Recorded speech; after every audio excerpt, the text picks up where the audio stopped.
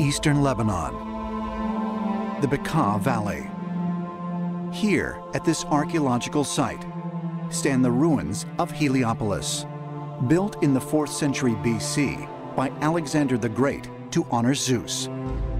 But beneath the Corinthian columns and remnants of both Greek and Roman architecture lie the ruins of a site that is much, much older. According to archaeologists, it dates back nearly 9,000 years. The ancient city of Baalbek, named after the early Canaanite deity Baal.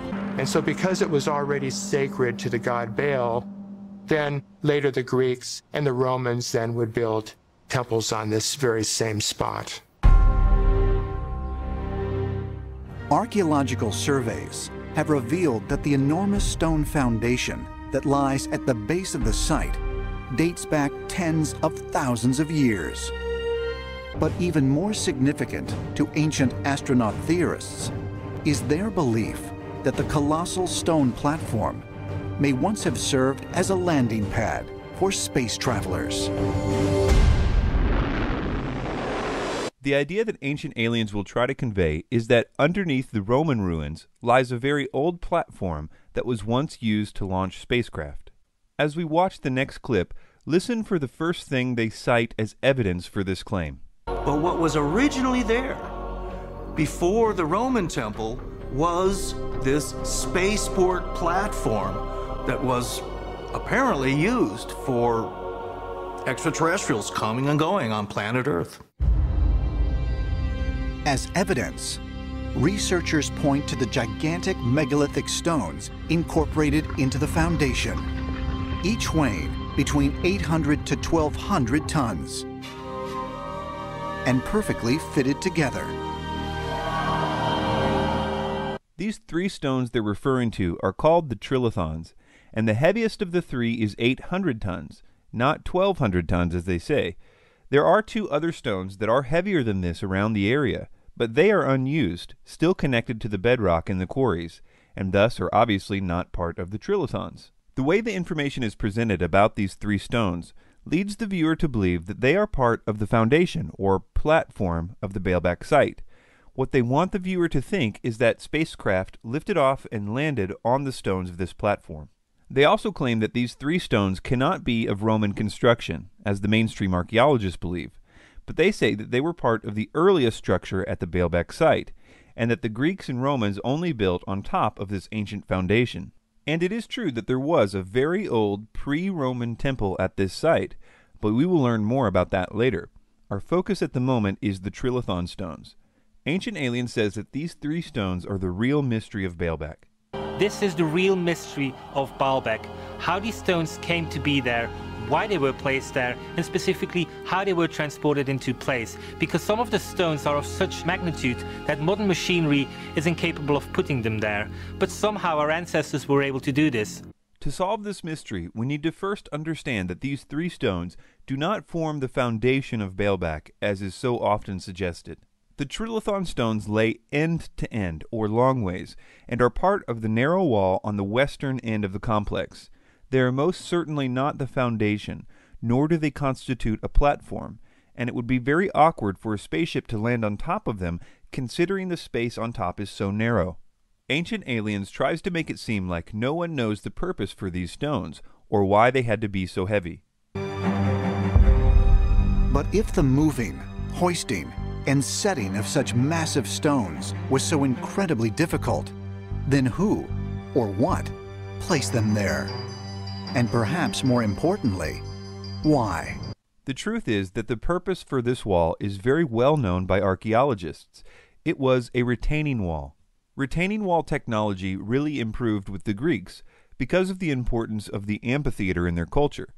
Because most amphitheaters were sunken into the ground and surrounded by earth, they needed to construct retaining walls to hold back the soil. Then the Romans came along and basically perfected the practice. The rule of thumb in retaining walls, even today, is the bigger and heavier the stones, the better the retaining wall. Also, the stones needed to be in as big of sections as possible. In other words, huge sections of uncut stone.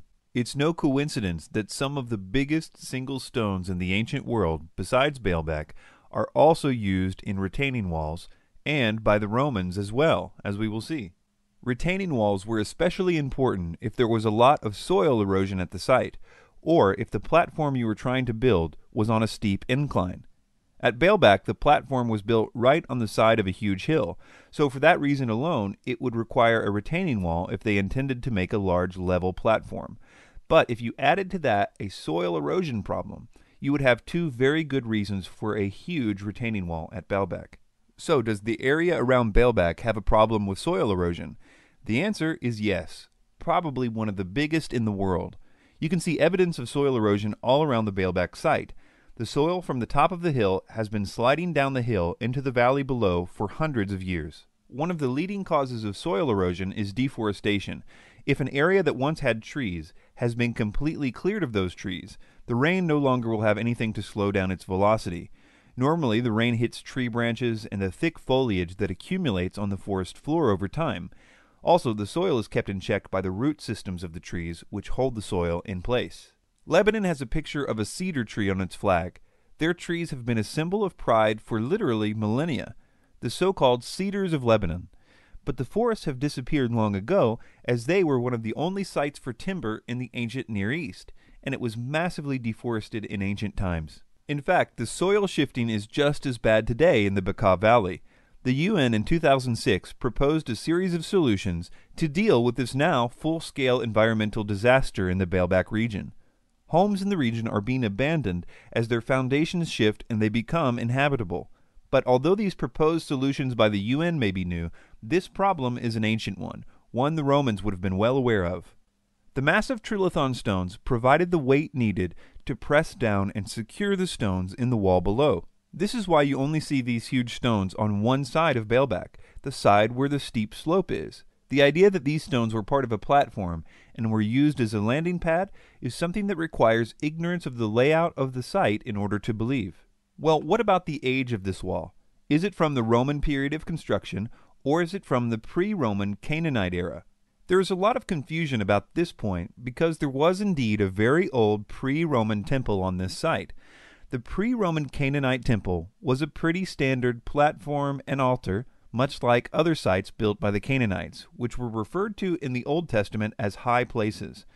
The original site was probably chosen by the Canaanites because it was indeed on a hill, as any good high place should be, but also because it was less than half a mile from the perfect stone quarry. The early versions of this temple, however, did not have a retaining wall.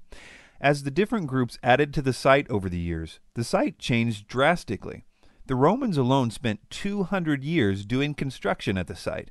Think of that. That would be like starting a construction project in 1812 that only just now came to completion.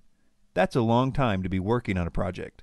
So yes, Baalbek is built on a very old Canaanite altar to Baal, but the Trilithon stones were not part of that site, nor are they part of the foundation as is often claimed. They are part of a very necessary retaining wall. The question still remains, however, about the methods for moving and lifting these stones.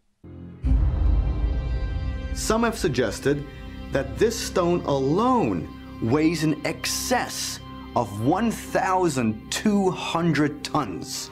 How was it moved there? Because obviously it's situated on top of these stone rows that we can find down here, which means that this stone had to be lifted and then set on top of these stones down here. So did the Romans have the technology to move and lift such stones? Well, all you have to do is look one country over to find out. About the same time the Romans were beginning their 200-year project at Baalbek, another project of similar magnitude was beginning by the Roman client king Herod the Great in 19 BC. Herod, using Roman techniques, renovated the Temple Mount to earn favor with the Jews, who viewed him as a Roman proxy, not a Jew.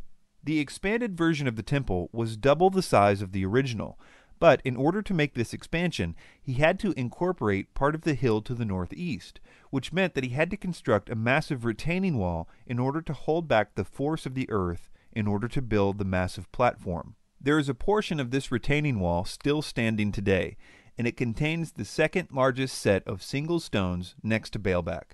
Just like Baalbek, there are several of these stones lined up to form the wall and to provide the weight and size needed to hold back the earth.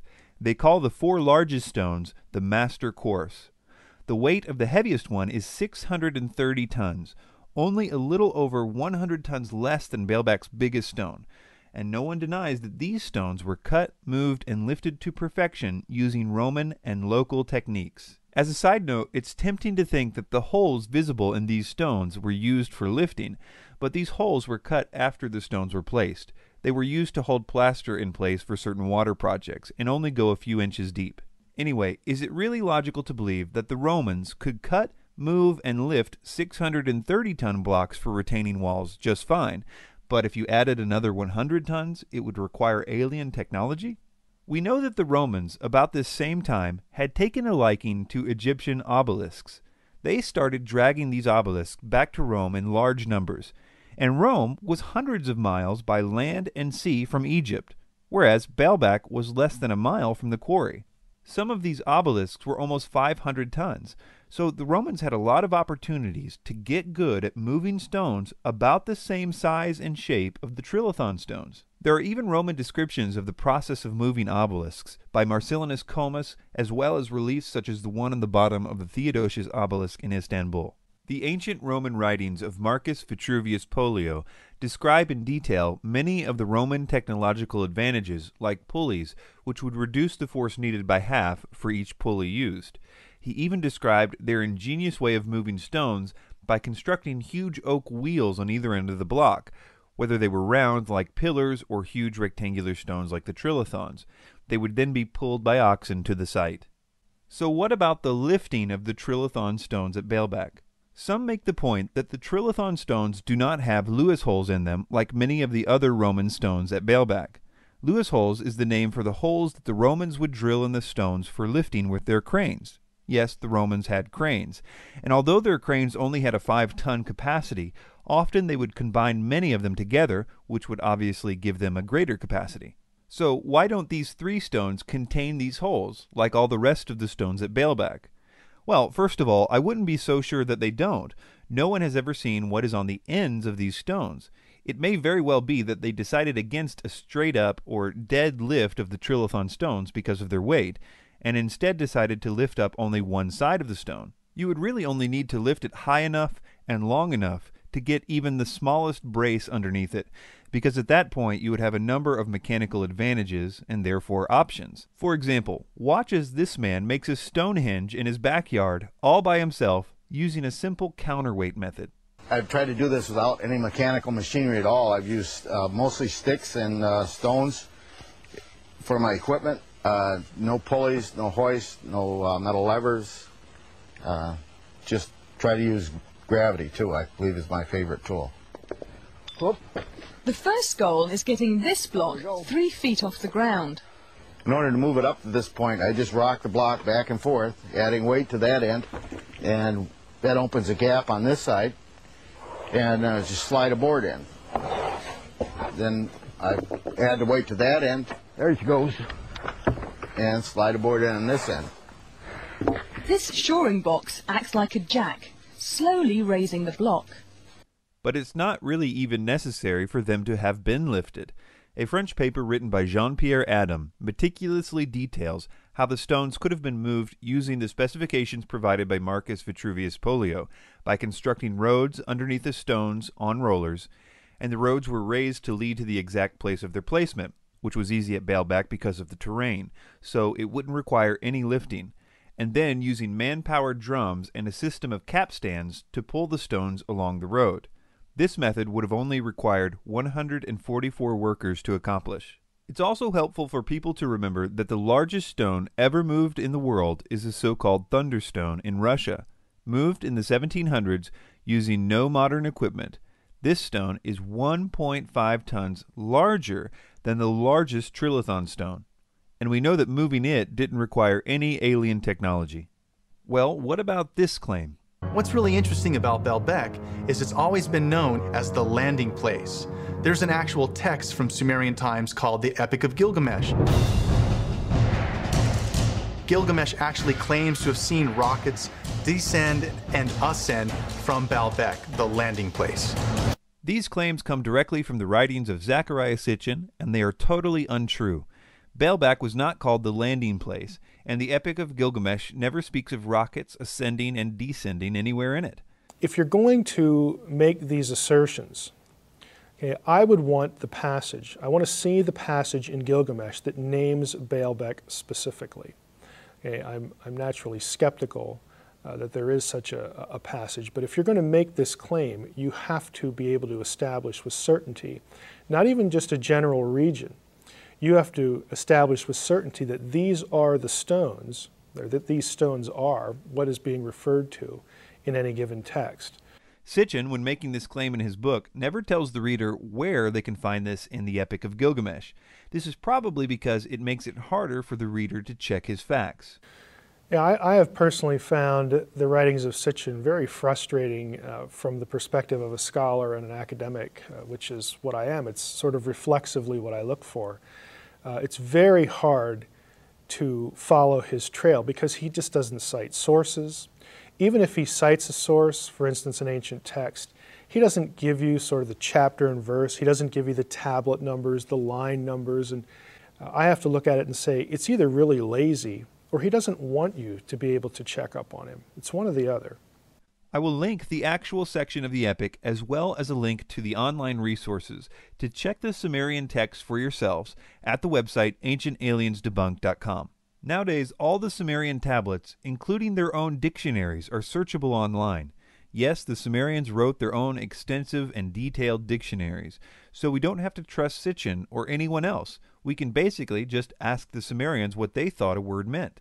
And it becomes painfully obvious to anyone that cares enough to look that Sitchin was at best totally incompetent as a translator, and at worst a scam artist. See SitchinIsWrong.com to begin your journey in losing any confidence in the so-called translations of Zecharia Sitchin. In conclusion, the Trilithon Stones are part of a necessary retaining wall, not a foundation, and such walls were common to the Greeks and Romans. The retaining wall was not part of the simple, original, much smaller temple at Baalbek, and we know from other retaining walls of similar size, built by the Romans at the same time and in the same area, that they were more than capable of moving and placing stones of that size and shape, also evidenced by their ability to move obelisks. This is especially true if you gave them over 200 years in which to do it.